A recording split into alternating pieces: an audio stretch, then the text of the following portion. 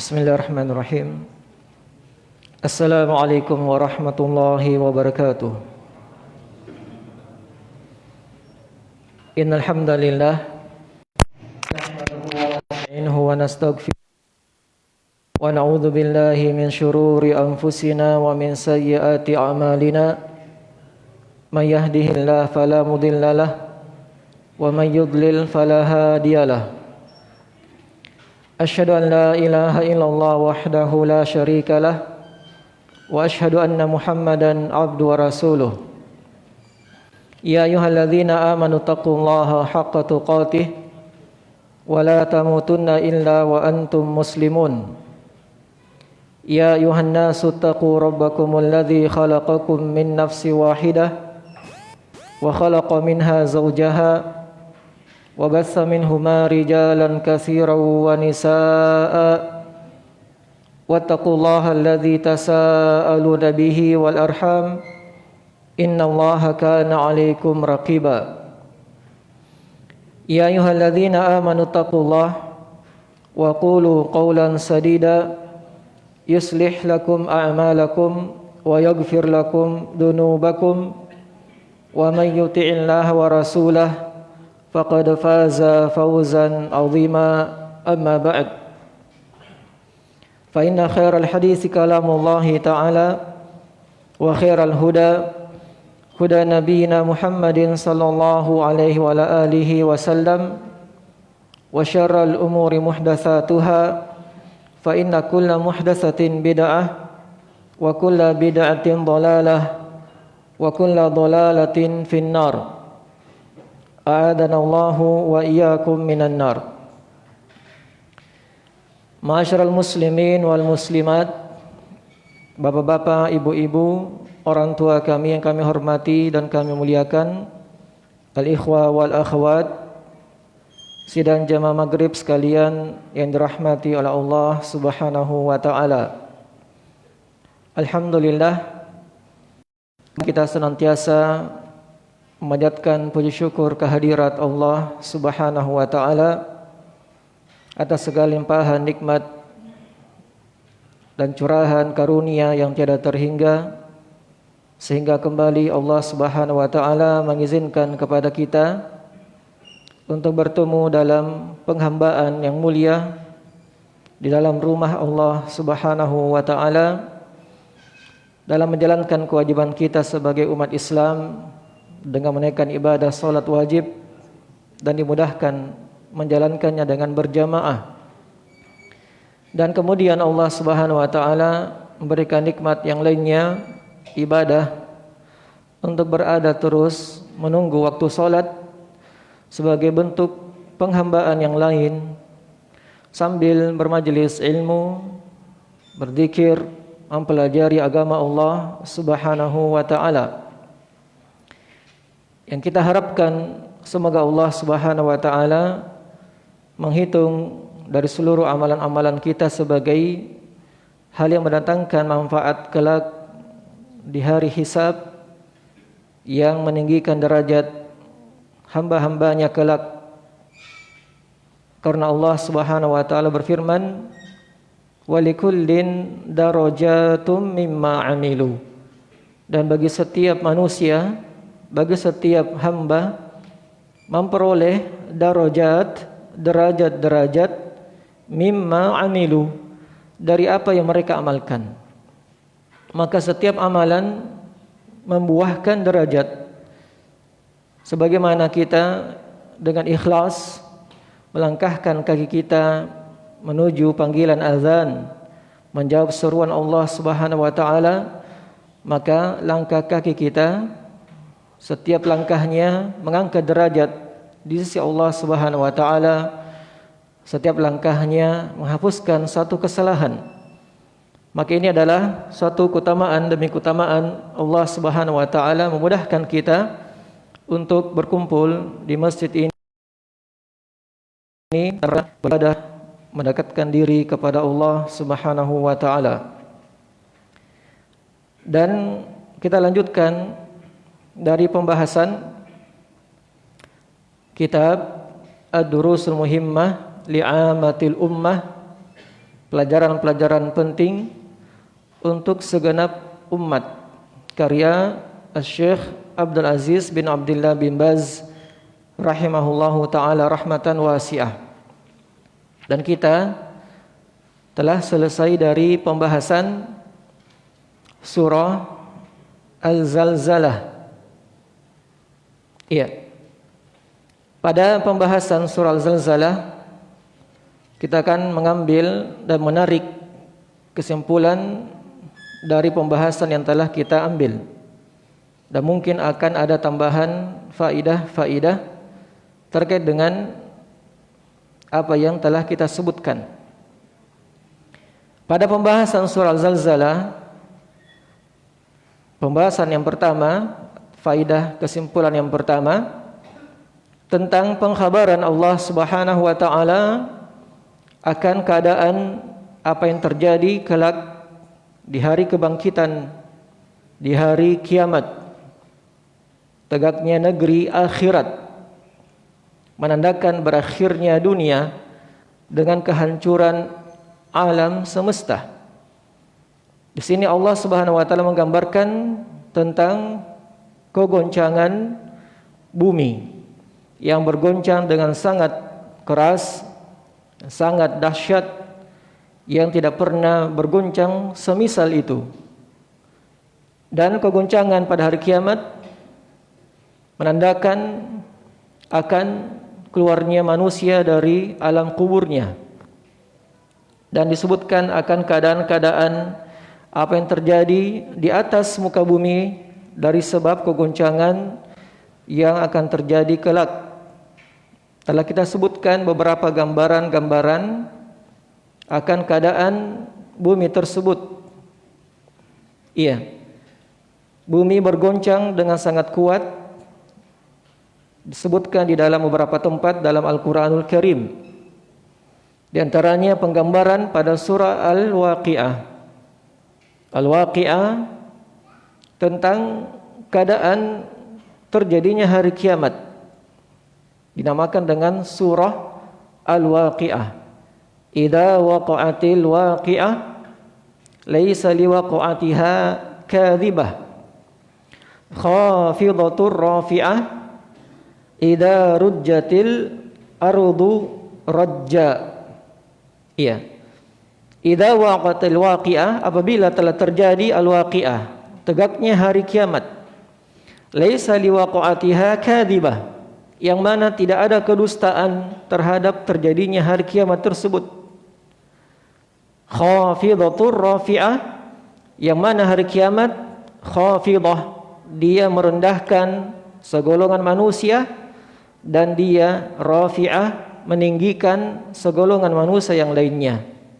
Merendahkan orang-orang kafir dan meninggikan orang-orang yang beriman.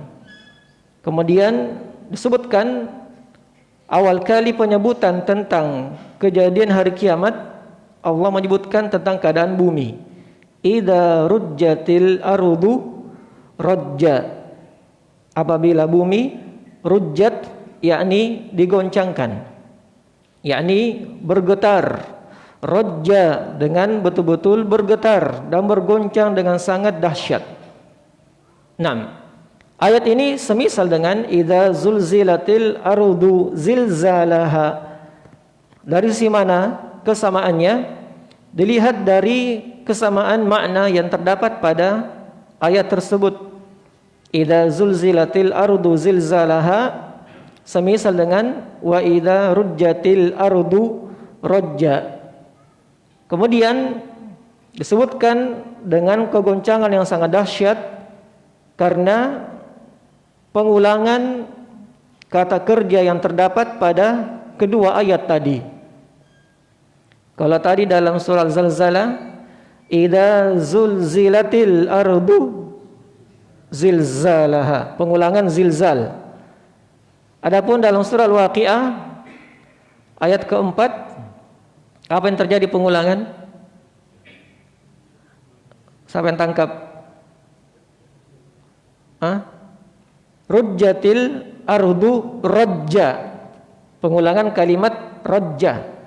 Rujjatil ardu rajja. Sama dengan tadi. zulzilatil ardu zilzalaha. Ini pengulangan. Pengulangan yang menunjukkan apa? Penegasan. Penegasan dan penguat bahwasanya bumi betul-betul bergoncang. Dan kegoncangannya bukan sekali, dua kali. Dengan betul-betul banyak goncangannya dengan sangat dahsyat. Iya.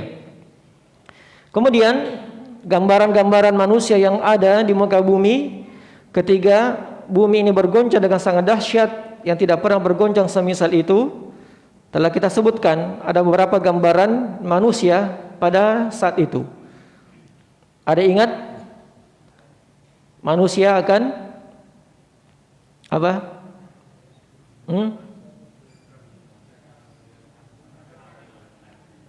Manusia yang wanita yang menyusui meninggalkan bayinya, wanita yang hamil menggugurkan kandungannya, terus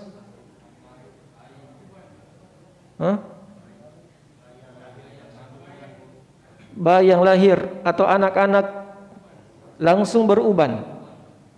Kenapa? Karena semuanya dalam keadaan mengerikan. Wanita yang menyusui meninggalkan bayinya, wanita yang hamil menggugurkan kandungannya, anak-anak langsung beruban. Iya, ini tidak akan mungkin ada sekarang ini, tapi di sana kelak terjadi, di hari kiamat kelak terjadi. Karena apa? Melihat kengerian yang terjadi pada bumi, kegoncangan dahsyat. Kemudian mereka tidak tahu mau berbuat apa, lari ke sana kemari, tidak tahu apa yang mau diperbuat melihat hancurnya bumi ini, sehingga manusia seperti mabuk, padahal mereka tidak mabuk. Wa taron nasa sukara wa ma hum bisukara walakinna adzaballahi syadid. Kamu menyangka mereka mabuk, padahal hakikatnya mereka tidak mabuk karena minuman keras, tapi mereka mabuk, ya, bingung mau buat apa, sana kemari, lari ke sana kemari, tidak tahu apa mau diperbuat. Karena apa? Melihat azab Allah yang sangat dahsyat. Nah, ini tentang gambaran idza zulzilatil ardu zilzalaha. Tayyib. Wa akhrajatil ardu athqalaha, dan bumi mengeluarkan segala isinya, memuntahkan apa yang dia kandung. Berupa apa? Berupa semua manusia yang telah terkubur. Nah, disebutkan dalam surah Al-Qamar ayat ke-7, khusya'an absaruhum yakhrujuna minal ajdasi ka'annahum ila rabbihim ka'annahum jaradun muntashir. Khusya'an absaruhum, pandangan mereka tertunduk dalam keadaan takut. Iya, orang-orang yang keluar dari muka bumi mereka langsung tertunduk dalam keadaan takut kepada Allah Subhanahu wa taala. Dan keluarnya mereka yakhrujuna minal ajdas, mereka keluar dari kuburan-kuburan mereka, ka'annahum, seakan-akan mereka jaradun muntashir. Jarad belalang, muntashir yang bertebaran. Ini belalang-belalang yang bertebaran, semua langsung bergiring, tergiring sekaligus, bertebaran langsung keluar bersamaan. Begitu pula manusia kelak ketika dia dikeluarkan dari alam kuburnya. Ini makna wa kharajatil ardu athqalaha. Nah, kemudian manusia mengingkari dan mereka menyesal apa yang mereka lihat dari kegoncangan hari kiamat dengan keadaan apa yang mereka lakukan dalam kehidupan dunia. Qalal insanu malaha, maka manusia mengatakan, apa ini? Apa yang terjadi pada bumi ini? Nah, ini dari keadaan gambaran manusia yang ada pada hari itu. Kemudian faedah yang kita bisa petik dari kesimpulan, di dalam surah Al-Zalzalah terdapat penjelasan akan dorongan untuk senantiasa beramal soleh bagaimanapun kecilnya. Dorongan untuk senantiasa memperbanyak amal ibadah, walaupun amalan tersebut sepele, ringan, dan dianggap mungkin hina oleh sebahagian manusia. Nah, sepanjang amal itu adalah amal yang dicintai, diridhai oleh Allah Subhanahu wa taala, maka Nabi sallallahu alaihi wasallam mengatakan, fala tahqiranna minal ma'rufi syai'an, maka janganlah dia merendahkan suatu perkara ma'ruf sedikit pun, walau antalqa akhaka biwajhin taliq, walaupun sekedar engkau menjumpai saudaramu dengan wajah ceria. Simple kan? Sepele, mudah sekali. Sekedar kita berjumpa dengan wajah senyum, ceria kepada saudara kita, itu sudah pahala. Itu sudah berbuah ma'ruf, kebaikan di sisi Allah Subhanahu wa ta'ala. Nah, kemudian di dalam surah Al-Zalzalah terdapat penjelasan tentang timbangan amalan. Yang mana ayat yang menjelaskan ada timbangan amalan? Faman ya'mal mithqala dzarratin khairan yarah wa man ya'mal mithqala dzarratin syarran yarah. Barang siapa yang beramal seberat dzarrah. Apa makna dzarrah? Semut yang paling kecil. Semut yang paling kecil. Ketika dia beramal dengan berat sekecil semut dari suatu kebaikan, akan ditimbang. Dan dia akan lihat amalan tersebut. Dan suatu kejelekan yang kecil seberat semut juga akan ditimbang. Dan dia akan lihat dari amalan akibat perbuatan kejelekan tersebut. Besar kecilnya semua ada hisabnya. 6. La ilaha illallah. Allah berfirman dalam surah Al-Waqi'ah, wa kullu saghirin wa kabirin mustatar.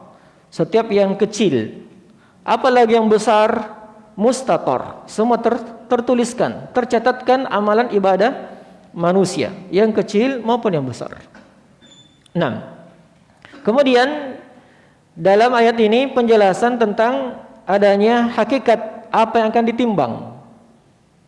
Apa yang akan ditimbang pada hari kiamat terdapat penjelasannya dalam surah Al-Zalzalah, bahwasanya di antara yang akan ditimbang pada hari kiamat dalam surah Al-Zalzalah adalah apa? Amalan. Adalah amalan. Iya.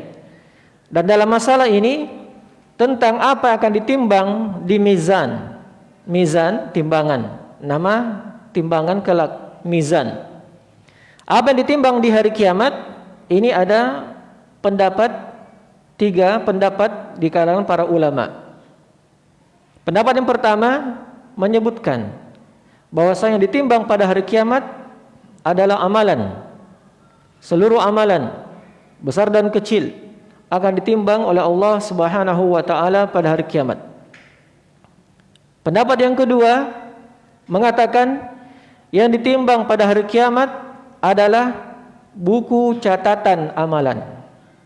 Catatan amalan akan ditimbang. Pendapat yang ketiga, yang ditimbang pada hari kiamat adalah pelaku, orang yang beramal. Laki-laki, perempuan, tua dan muda. Pelakunya, orangnya, si fulan, si allan, si anu, ditimbang. Ya. Jadi ada berapa pendapat? 3. 1, amalannya. 2, buku catatan amalan. 3, pelaku amalan. Orang yang beramal langsung ditimbang. Dan semuanya dari 3 pendapat ulama ini semua memiliki pendalilan demi pendalilan, dan semua ada hadisnya dari Rasulullah SAW atau dalam ayat. Tentang amalan telah kita sebutkan dalam surah Al-Zalzalah bahwasanya amalan akan ditimbang. Amalan seberat zarrah akan dilihat akibatnya, besar, kecil, kebaikan atau kejelekan. Ini jelas pendalilannya dalam surah Al-Zalzalah. Iya.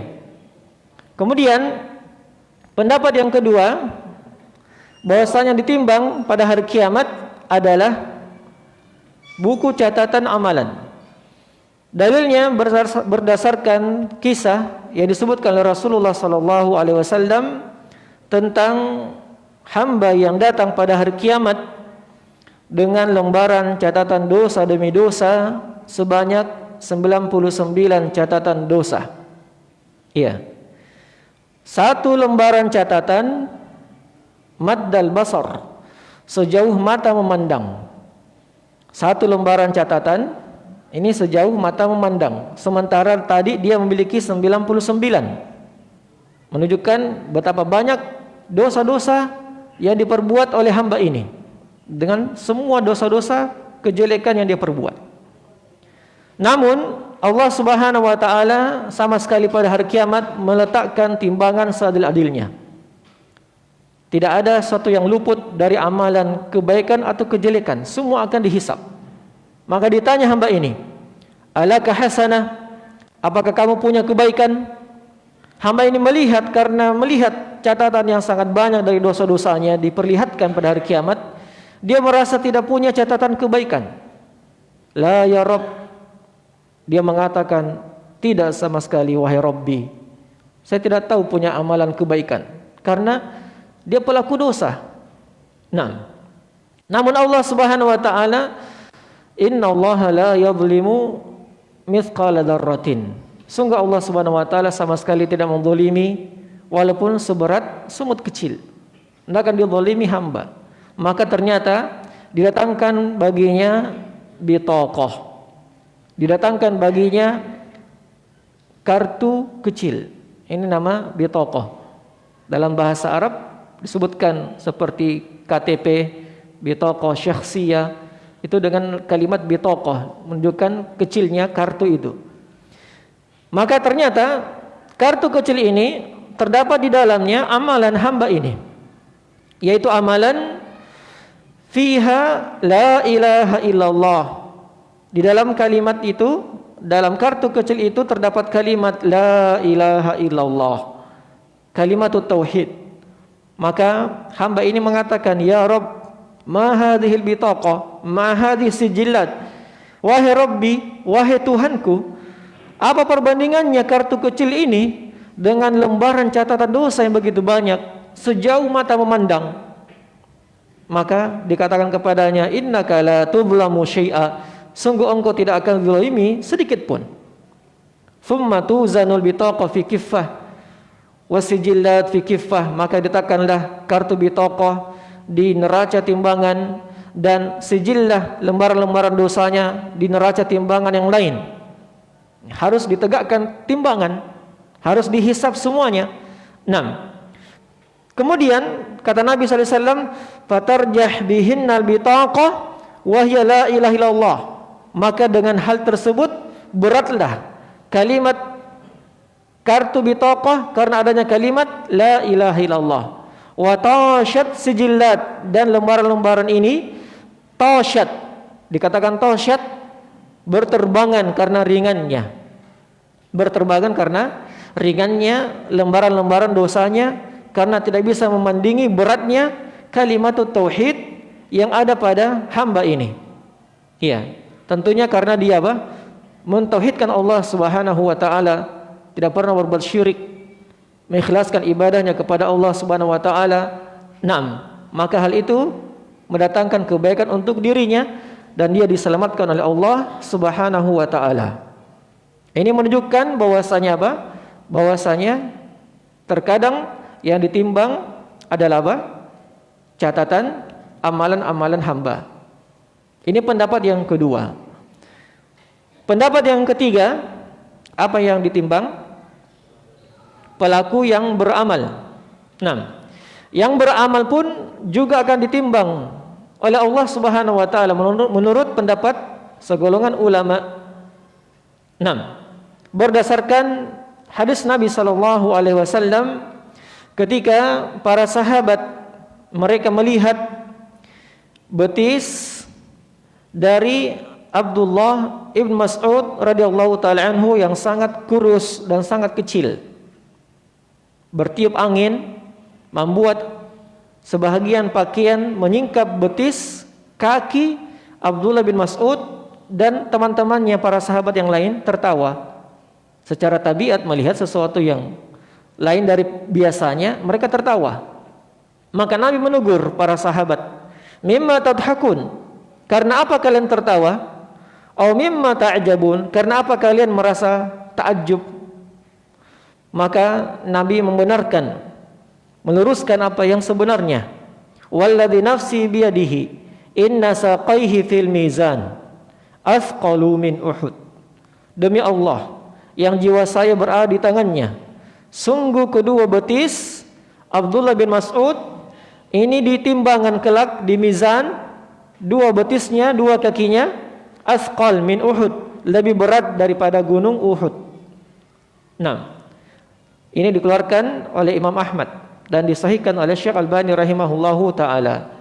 Menunjukkan bahwasanya terkadang pelaku itu juga ditimbang. Sebagaimana sahabat ini yang mulia. 6. Kemudian juga di dalam hadis yang lain, kalau itu tentang sahabat, orang-orang yang memiliki keimanan, kemudian mengikuti sunnah, gigih dalam mempertahankan sunnah. Naam, demikian keadaannya dia akan memiliki bobot yang berat dari jasadnya di timbangan. Berbeda dengan keadaan orang-orang kafir kelak pada hari hisab. Adapun orang-orang kafir kelak ditimbang pula jasadnya, tubuhnya akan ditimbang oleh Allah Subhanahu wa taala. Namun ternyata tidaklah senilai dengan nilai berat sayap seekor nyamuk. Iya, di dalam hadis Bukhari dan Imam Muslim rahimahullahu taala, Nabi sallallahu alaihi wasallam bersabda, "Innahu la ya'ti ar-rajulul 'azimus samin yaumal qiyamah la yazinu 'indallahi janaha ba'udah." Sungguh kelak akan datang seseorang yang sangat besar, yang sangat gemuk pada hari kiamat, namun tidaklah bernilai di sisi Allah seperti sayap seekor nyamuk. Iya, ini keadaan orang-orang kafir. Kemudian Rasulullah sallallahu alaihi wasallam membaca ayat Iqra'u, bacalah. Jika kalian tidak percaya, bacalah. Firman Allah, "Fala nuqimu lahum yaumal qiyamati wazna." Surah Al-Kahfi 105. Tentangkan orang kafir. "Fala nuqimu lahum yaumal qiyamati waznan." Maka kami, kata Allah, tidak akan menegakkan pada hari kiamat untuk mereka orang-orang kafir timbangan. Ini tidak ada berat bobotnya di timbangan bagi orang kafir. Iya. Walaupun jasadnya besar, namun tidaklah senilai dengan sayap seekor nyamuk. Ini semua menunjukkan apa? Menunjukkan beberapa perkara yang ditimbang oleh Allah Subhanahu wa taala pada hari kiamat kelak. 6. Dan ini menunjukkan kepada kita tentang pentingnya beramal, dan tentunya amalan yang akan mendatangkan manfaat kelak di sisi Allah pada hari kiamat ketika dibangun pertama di atas tauhid. Sebagaimana kisah orang-orang yang berbuat dosa dengan sangat banyak, namun memiliki tauhid, ternyata tauhidnya mengalahkan dosa-dosanya. Maka amalan yang dibangun atas tauhid akan memberatkan timbangan. Kedua, amalan yang dibangun di atas sunnah, mencocoki sunnah Rasulullah sallallahu alaihi wasallam. Sebagaimana apa pendalilannya? Sebagaimana perbuatan amalan Abdullah bin Mas'ud radhiyallahu ta'ala anhu, seorang sahabat yang dikenal Abdullah bin Mas'ud orang yang kokoh, gigih di atas sunnah Rasulullah sallallahu alaihi wasallam. Nah, ini bukan pula menunjukkan kekhususan Abdullah bin Mas'ud saja. Tidak. Nah, ini menunjukkan akan sifat yang ada pada diri Abdullah bin Mas'ud. Siapa saja yang bersifat dengan sifat Abdullah bin Mas'ud, yang dia beramal, mempertahankan sunnah, kokoh di atas sunnah, naam, maka dia akan memiliki amalan yang berat pada hari kiamat kelak. Iya. Kemudian juga menunjukkan kepada kita bahwasanya amalan pada hari kiamat ini, ya, bagi orang-orang yang tidak mentauhidkan Allah Subhanahu wa taala dan orang-orang yang tidak mengikuti sunnah Rasulullah sallallahu alaihi wasallam, maka amalannya tidaklah bernilai di sisi Allah Subhanahu wa taala. Iya. Ini menunjukkan keutamaan membangun ibadah amalan di atas tauhid dan sunnah Rasulullah sallallahu alaihi wasallam. Ini dari kesimpulan yang bisa kita ambil dari surah Al-Zalzalah. Kemudian kita masuk pada surah berikutnya, surah Al-Adiyat. Bismillahirrahmanirrahim. wal 'adiyati dhabha. Ayat pertama Allah Subhanahu wa taala berfirman dengan sumpah, dengan menggunakan huruf sumpah wa. Wa di sini adalah huruful qasam, huruf sumpah yang berarti demi. Demi adiyat, demi kuda-kuda yang berlari kencang. Dhabhan, dalam keadaan mengeluarkan nafas, suara nafas yang terengah-engah. Ya. Kata Syekh Abdul Razzaq hafizahullahu taala, surah yang agung ini, suratul Adiyat, terdapat di dalamnya sumpah dari Allah Subhanahu wa taala dengan beberapa contoh makhluk-makhluknya. Ya. Dan Allah Subhanahu wa taala itu boleh bersumpah dengan apa saja yang Dia kehendaki dari para makhluk. Berbeda dengan kita, hamba-hamba Allah tidaklah boleh bersumpah kecuali dengan nama Allah Subhanahu wa taala. Ini faidah akidah, bahwasanya Allah boleh bersumpah dengan apa saja yang Dia inginkan. Ya, wasyams, Allah bersumpah demi matahari, wal qamar, wan najm, dan seterusnya. Itu karena Allah berkehendak semaunya. Berbeda dengan hamba, dengan makhluk. Makhluk ada aturan. Tidaklah boleh dia bersumpah kecuali dengan apa? Dengan menggunakan nama Allah Subhanahu wa taala. Iya. Man kana halifan falyahlif billahi aw liyasmut. Dalam hadis Bukhari Muslim dari sahabat Ibnu Umar radhiyallahu taala anhuma, Nabi bersabda, "Man kana halifan, barang siapa ingin bersumpah, maka falyahlif billah aw liyasmut." Maka hendaklah dia bersumpah dengan menggunakan nama Allah ataukah dia diam. Nah, ini ketentuan dalam sumpah. Kemudian siapa yang bersumpah dengan selain Allah Subhanahu wa taala, menggunakan nama selain Allah, maka dia telah berbuat syirik. Nabi SAW bersabda, "Man halafa bi ghairillah faqad kafara aw asyrak." Barang siapa bersumpah dengan nama selain Allah, maka sungguh dia telah berbuat suatu contoh kekufuran atau suatu kesyirikan, yakni kufur asghar, kufur kecil, atau asyrak atau kesyirikan, syirik kecil. Nah, ini dalam pembahasan akidah dijelaskan oleh para ulama, syirik kecil dan bisa menjadi syirik besar ketika yang dia jadikan sumpah selain Allah Subhanahu wa taala itu dia agungkan dalam hatinya. Misalnya seseorang bersumpah dengan, anggaplah dengan menyebutkan nama syekh, nama kiai, nama wali. Terus orang yang mengucapkan sumpah dengan nama-nama yang dia agungkan, tokoh-tokoh yang diagungkan, dalam hatinya terdapat apa? Pengagungan, pembesaran kepada selain Allah tersebut. Maka sumpah ini bisa mengarahkan kepada syirik. Syirik apa? Syirik besar. Nah, adapun Allah Subhanahu wa taala sebagaimana dalam ayat ini dan banyak ayat yang lainnya, Allah bersumpah dengan apa yang Dia kehendaki. Dan di sini Allah bersumpah dengan adiyat. Adiyat adalah kuda yang berlari dengan sangat kencang. Ya, yang digunakan oleh orang-orang yang berjihad di jalan Allah Subhanahu wa taala. Nah, disebutkan dengan adiyat dengan jamak, dengan istilah jamak muannas salim. Adiyat menunjukkan banyaknya kuda-kuda yang berlari tersebut dengan sangat kencang yang digunakan dalam medan perang fi sabilillah. Dhabhan wal adiyati dhabhan. Apa makna dhabh? Dhabh huwa nafasul khail, adalah nafasnya kuda yang berlari kencang tadi. Karena dia berlari dengan sangat kencangnya, maka dia mengeluarkan apa? Nafas, suara nafas yang terengah-engah.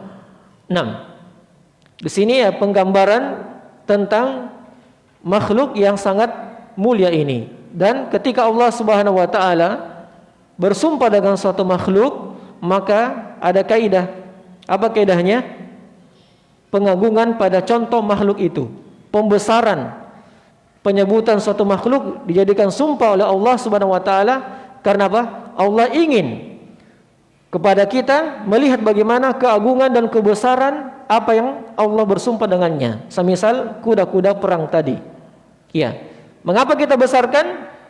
Karena kuda-kuda perang ini dia membawa manfaat bagi kaum muslimin. Kuda-kuda perang yang berlari kencang membawa keuntungan bagi orang-orang yang berjihad di jalan Allah Subhanahu wa taala. 6. Kemudian ayat berikutnya, wal 'adiyati dhabha fal muriyati qadha. Kemudian dengan menggunakan fa. Fa ini bukan huruf sumpah, tapi adalah huruf yang menunjukkan langsung setelah kejadian sebelumnya disusul dengan kajian berikutnya tanpa ada selah, tanpa ada jeda. Sehingga maknanya, demi kuda-kuda yang berlari kencang sampai nafasnya terengah-engah, maka kuda-kuda yang berlari ini menimbulkan percikan-percikan api di setiap dia berlari dengan sangat kencang. Fal muriyati qadahan. Ini langsung menyusul dengan kalimat fa. Iya. Jadi masih gambaran tentang keadaan kuda yang sangat hebat ini yang mengeluarkan qadahan. Muriyati qadahan. Bagaimana bisa memercikkan api? Dijelaskan bahwasanya ya, tapal kuda ini atau sepatu kuda ini ketika dia berlari sangat kencang dengan luar biasa, menyebabkan bebatuan yang menimpa dari tapal kuda atau sepatu kuda ini saling bertabrakan satu sama lain. Karena saking kencangnya kuda yang berlari di atasnya, bebatuan saling bertabrakan, bertemu satu sama lain, kemudian batu-batu ini percikan api. Nah ini biasa ya, terkadang kita memukulkan batu dengan batu, menimbulkan apa? Percikan. Begitu pula terjadi pada kuda yang lari di bebatuan dan menimbulkan percikan api dari batu-batu yang saling bersentuhan, bertabrakan satu sama lain. Ini dalil, kata Syekh Razak, ini dalil ala quwwatiha wa sur'atiha. Ini dalil akan kekuatan kuda perang tersebut, kencangnya dia berlari dan bagaimana dia mempertakuti musuh. Ya. Ini semua gambaran-gambaran keadaan kuda-kuda yang mempertakuti musuh-musuh Allah Subhanahu wa taala. Tayyib. Ila huna, insyaallah kita lanjutkan pada pertemuan berikutnya penjelasan selanjutnya dari gambaran surah Al-Adiyat ini. Wallahu taala alam. Subhanaka hamdik asyhadu an la ilaha illa anta astaghfiruka wa atubu ilaik. Assalamualaikum warahmatullahi wabarakatuh.